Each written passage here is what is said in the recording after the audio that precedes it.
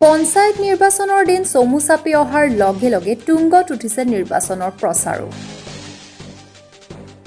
পঞ্চায়ত নিৰ্বাচনৰ দিন চমু চাপি অহাৰ লগে লগে নিৰ্বাচনৰ প্ৰচাৰো তুংগত উঠিছে। পিছ পৰি ৰোৱা নাই ৰূপহী হাতৰ প্ৰাৰ্থীসকলো। কংগ্ৰেছৰ দখলত থকা সমষ্টিটোত পঞ্চায়তত প্ৰাৰ্থী দিয়াক লৈ একাংশ কংগ্ৰেছ কৰ্মীয়ে দল ত্যাগ কৰি অগপ দলত যোগদান কৰাক লৈ অংকত খেলিমেলি সৃষ্টি হৈছে কংগ্ৰেছ প্ৰাৰ্থীসকলৰ মাজত। নিৰ্বাচনৰ আগত দল ত্যাগ কৰি অগপ দলত যোগদান কৰাৰ বিমূৰত পৰিছে কংগ্ৰেছ দলৰ প্ৰাৰ্থীসকল। অগপ দলেও ইয়াৰ পূৰ্ণ সুযোগ গ্ৰহণ কৰি নেতা পালি নেতাই ভৰি পৰিছেহি ৰূপহী হাতত।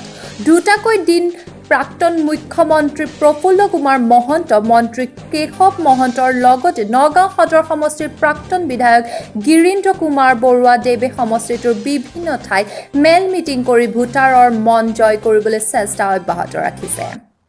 কংগ্ৰেছৰ দিনত হোৱা অবাধ দুৰ্নীতি আৰু বিজেপিৰ বৰ্তমানৰ স্থিতিৰ ওপৰত ৰাইজক বুজাই আঞ্চলিকতাবাদৰ ওপৰত ৰাজ্যৰ আস্থা আনিবলৈ চেষ্টা কৰিছে নেতাকেইগৰাকীয়ে। ৰাইজৰো বিপুল সঁহাৰি লাভ কৰা দেখা গৈছে। প্ৰতিখন সভাত ৪-৫ হাজাৰ লোকৰ উপস্থিতিয়ে আঞ্চলিক দলটোৰ প্ৰাৰ্থীসকলক উৎসাহিত কৰি তুলিছে। জুৰিয়াৰ পৰা পদুম ভূঞাৰ ৰিপৰ্ট, গুৱাহাটী টাইমছ।